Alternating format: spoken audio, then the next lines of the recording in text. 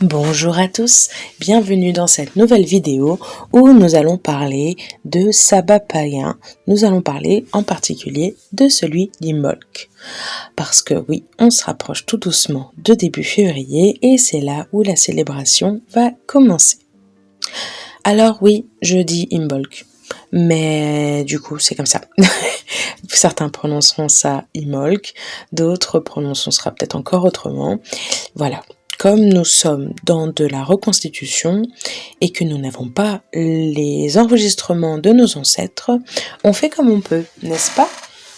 Je m'excuse d'avance pour toutes les prononciations bizarres que je ferai parce qu'il y a des mots où je n'ai aucune idée de comment on peut les prononcer, trop de consonnes pour moi. C'est parti! Cette fête est aussi connue sous le nom de Imbolg, Omlek, jour de Brigide, fête de Brigide, Brigantia, Imbolic. Imbolc se fête traditionnellement le 1er ou le 2 février selon les calendriers. On choisira aussi en fonction de la nouvelle lune la plus proche de cette date et d'autres utiliseront un autre système pour la trouver. On vous en parlera plus tard. Dans tous les cas, on se trouve à mi-chemin entre le solstice d'hiver, Yule, et l'équinoxe de printemps, Ostara. Depuis Yule, la présence de la lumière du soleil croît et la nature se réveille doucement malgré le froid et le gris. Les anciens n'avaient pas exactement les mêmes dates que nous pour les changements d'année.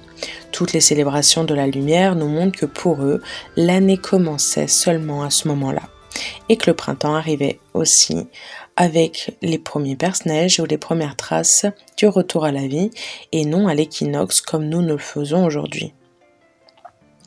Le lait est au cœur des célébrations d'Imbolc, en particulier le lait de brebis.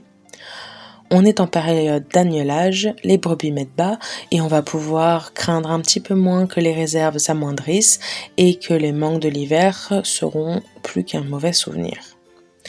Le fromage et autres produits laitiers vont pouvoir à nouveau nous nourrir.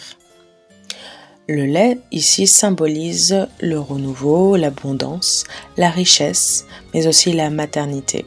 C'est bien évidemment le premier breuvage commun à tous les mammifères. La brebis pleine, qui est prête à enfanter, ce serait ça l'origine de l'étymologie d'Imbolc. Bah oui, il y en a plusieurs, s'il y en avait qu'une, ça serait trop simple. Et donc ça voudrait dire littéralement dans le ventre qui grossit.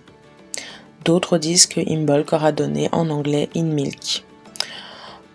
D'autres, effectivement, se basent sur cette étymologie du lait, mais il y a bien trop de variantes pour toutes les données. C'est à cette période-là que nous avions une nouvelle indication dans les temps anciens. On comprenait que c'était le temps de retourner aux travaux des champs. On préparait aussi la nouvelle année en fabriquant de nouveaux objets tels que des chandelles parce qu'on avait consommé toutes nos chandelles d'ailleurs pendant l'hiver, pendant la période sombre. Tiens, des chandelles. On commence aussi le grand ménage à cette période. On nettoie les intérieurs et on commencera à nettoyer les champs pour pouvoir ensuite ensemencer le tout.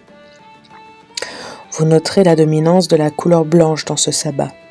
Qu'on parle de lait ou des neiges de l'hiver qui sont encore présentes et qui couvrent la terre, d'eau lustrale parce qu'on parlera beaucoup de purification, ou de chandelles, ou de la lune, parce qu'on parle de la déesse qui est enfantée et qui est représentée par la lune, ainsi que le dieu qui est sous les rayons du soleil, certes, mais encore jeune et timide et plutôt clair. Mais revenons un instant aux bougies. Elles symbolisent le retour justement à la lumière solaire. Elles font partie des rituels de purification qui sont nombreux pour sortir de l'hiver. Pour voir les choses en plus grand, on allumait aussi des grands feux, des grands brasiers, et dans certaines régions, les retraites au flambeau étaient relativement courantes. Dans le sabbat d'aujourd'hui, certains païens ont transformé ces célébrations de feu en 8 bougies présentes sur leur autel pendant les rituels de purification. Le feu reste un puissant symbole d'énergie, de lumière, de chaleur, mais si le feu réchauffe, il ne faut pas oublier qu'il peut aussi brûler. Et que même dans les domaines les plus cartésiens, on accorde le côté purificateur et nettoyant au feu, lors d'épidémies par exemple, lorsqu'on décide de tout brûler pour éviter la propagation de la maladie. Il est également symbole du lien entre le monde des humains et le monde astral. C'est un peu comme cette idée de monter, s'élever, telle que la flamme qui part du bas et va vers le haut. C'est une élévation spirituelle. La bougie en général garde aussi son énergie de protection quand on l'allume près de soi. Imbolc est donc célébration de feu, de lumière. La déesse se remet de la naissance du dieu qui a eu lieu à Yule. Celui-ci grandit et dégage doucement une chaleur qui commence à fertiliser un peu plus chaque jour la terre. C'est donc une fête, comme nous l'avons dit, de purification, de lustration et qui célèbre la fécondité. Sur le plan personnel, c'est un jour idéal pour l'engagement, pour la mise en mouvement. Imbolc, c'est la croissance spirituelle, le changement dans l'action. Vous avez passé la période sombre à nettoyer à l'intérieur de vous, comprendre, apprendre, connaître, au plus fort de votre intériorité, au plus fort de vos ombres et de vos ténèbres. Bien que dans la chaleur de vos plaids dans vos foyers, vous étiez à l'intérieur, eh bien il est temps de passer à l'action, de poser les pierres de vos décisions pour avancer vous aussi au rythme de la roue des saisons, en passant doucement vers l'extérieur. Imbolc évoque la naissance, la vie, mais sur un plan plus métaphysique, le sabbat est aussi l'illustration de la raison de notre existence. L'humain a le devoir de s'accomplir, de réaliser sa nature, et ceci sur le plan matériel comme spirituel. Nous sommes le haut et le bas à notre échelle, bien que des grains de sable au milieu du grand tout, nous représentons, à échelle réduite certes, le grand tout. La déesse célébrée pendant ce sabbat, c'est Brigide. Et il y aura une vidéo complète pour elle parce qu'il y avait beaucoup trop de choses à dire pour tout mettre ensemble. Et il y a beaucoup d'activités qui sont reliées aussi à elle pendant ce sabbat. Si on pense aujourd'hui au début février, nous allons penser d'abord à la Chandeleur. Bah oui, c'est ce qu'ont pensé tous les amateurs de crêpes et de cidre, n'est-ce pas? La Chandeleur vient de Festa Candelarum. C'est une fête catholique qui correspond à la purification de la Vierge, et oui, encore de la purification, et surtout à la présentation de Jésus au temple, soit 40 jours après sa naissance. Et d'ailleurs, certains se serviront de ce calcul de 40 jours pour calculer Imbolc. Traditionnellement, au cours de cette période, les fidèles emmenaient bénir les chandelles et les rapportaient dans leur foyer. Ben tiens, encore des chandelles? Mais les crêpes dans tout ça, les crêpes! Eh bien, nous avons dit que pour le calcul du jour, si on ne peut pas garder un jour fixe, c'est parce qu'on calcule souvent par rapport à la première lune de l'année, qui est prise comme repère. Eh bien, c'est elle, la crêpe. La crêpe, c'est la première lune de l'année. Le cercle est un symbole très important dans le paganisme. On le retrouvera aussi bien pour les printemps avec Ostara, qui est la continuité, le retour à la vie. Et par exemple aussi chez les catholiques, pour Pâques, le cercle est une figure importante, c'est le symbole de la résurrection. Pour les sabbats en général, on se base sur la roue des saisons, et donc encore un cycle, encore un cercle. Si on doit retenir quelques mots-clés par rapport au sabbat, on retiendra les mots comme commencement, préparation, patience, éveil, renouveau, innocence, changement, nettoyage, graines germées, fertilité, transition, illumination et exécution. Dans les activités, on peut penser au nettoyage, purification, nettoyage des lieux, mais aussi des personnes. La protection sera énormément au centre de ce sabbat et c'est pour ça que nous allons bien évidemment en parler avec Brigide, tout comme la divination. La naissance et la renaissance ne peuvent pas être oubliées, la continuité non plus. Il faut prendre soin de la jeunesse parce que du coup c'est elle qui continuera le cycle. Il y a d'autres divinités bien évidemment que l'on peut citer en lien avec le sabbat. En plus de Brigide pour l'Irlande, nous avons Danu. Ensuite, Aphrodite et Vénus pour les Gréco-Romains, Diane pour les Étrusques, Arianrhod pour les Gallois, Arcio pour la Suisse, Athéna, Gaïa et Sélénée chez les Grecs, Inanna chez les Sumériens, Junon et Vesta pour les Romains, Selou pour les Cherokees. Vous retrouverez en version masculine Phébrus et Cupidon pour les Romains, Bragi pour les Scandinaves, Dumuzi pour les Sumériens, Eros pour les Grecs et Dianchest, pardon pour la prononciation, pour les Irlandais. Les couleurs sont toujours au cœur des sabbats, qu'on les utilise pour nos hôtels, nos décorations ou tout simplement dans nos vêtements pendant le sabbat. Le blanc, bien sûr, est l'une des couleurs les plus importantes. Ça représente le nettoyage, l'appel à la protection, la guérison, la vérité, la divination, la purification, l'enfance, l'innocence, la lactation bien évidemment, et la mer. Le jaune, un jaune plutôt doré, pas encore trop solaire. Il représentera la joie de vivre, la vitalité, la créativité, la communication, le soleil du matin, la planification, les aptitudes psychiques et l'attraction. Le rose aussi fait partie du sabbat, il représente l'harmonie, la tendresse, l'affection, ainsi que l'amitié et l'amour, la guérison spirituelle, les vertus, le printemps, l'honneur et le consentement. Le vert clair qui représentera l'abondance, la croissance, la fertilité, la santé, l'apaisement, le nouveau commencement, la prospérité, la jeune pousse, donc la nature. Quelques plantes, arbres et fleurs, on retrouvera pendant ce sabbat l'angélique, la cannelle, le mûrier, les roseaux, on en parlera plus tard. Pour les arbres, cèdres, prunelliers, sorbiers, sycomores, le crocus et les jonquilles. Pour les minéraux, il est commun de trouver dans beaucoup de livres et sur internet les pierres telles que l'améthyste et la turquoise. Je tenais à en ajouter quelques-unes par expérience ou par correspondance que j'aurais comprises moi-même. Je vous partage mes recherches.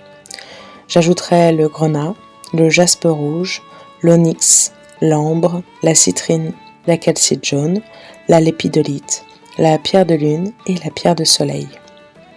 Mais pourquoi cet ajout ? Eh bien, pour beaucoup d'entre elles, grenat, jaspe ou onyx par exemple, c'est le coup de rein qu'il va falloir donner pour continuer à avancer avant de sortir de la période sombre. On a besoin de courage, de force vitale et d'énergie, et elles sont toutes disposées à vous les donner. Pour le côté plexus solaire, ambre, citrine, calcite jaune, c'est exactement ce qu'il vous faut pour commencer à rayonner et captez vous aussi un petit peu ce soleil tout doux, tout tendre qui n'est pas encore assez puissant pour vous réchauffer. L'épidolite pour vous accompagner dans le courage au niveau de la tête et pierre de lune et pierre de soleil pour symboliser le dieu et la déesse. Pour les métaux, on aura l'antimoine, le bronze et l'or. Il y a aussi des animaux ou des créatures magiques qui peuvent être reliées à ce sabbat. L'alouette, le cygne, le dragon, la marmotte, bien évidemment le mouton, la brebis et l'agneau, le rouge-gorge, et oui, le rouge-gorge annonce la fin de l'hiver et la venue du soleil, le serpent et la vache qui sont des animaux reliés à la déesse Brigitte comme nous le verrons plus tard. On aime aussi les odeurs pendant les sabbats, que ce soit parfum ou encens. On sera stimulé par l'odeur du cèdre, la menthe poivrée, le basilic et la cannelle. Pour ceux qui s'intéressent à la divination, les arcanes du tarot reliés au sabbat sont la mort, l'impératrice et l'étoile. Pour le banquet, qu'est-ce qu'on mange ? Un sabbat sans nourriture, c'est pas vraiment un sabbat, n'est-ce pas ? Eh bien, on peut se nourrir de fruits secs, de graines, qui représentent les anciennes réserves de l'hiver, les pommes de terre, parce qu'elles sont toujours actuelles à partir d'une certaine époque où on arrive à se nourrir grâce à ce tubercule, de la farine de maïs, de la viande salée ou séchée, pour faire comme nos ancêtres, parce qu'ils n'avaient pas de frigo, et on peut aussi se nourrir de légumes en conserve vinaigrés, par exemple, qui sont aussi une méthode utilisée depuis un certain temps. Pour le côté renouveau, le fromage et les produits laitiers sont présents pendant le sabbat, ainsi que les œufs. Et comme tout sabbat qui se respecte, la pomme, le fruit de la connaissance, le fruit des païens par excellence. Pour les boissons, bien évidemment, qu'on ira sur les produits laitiers.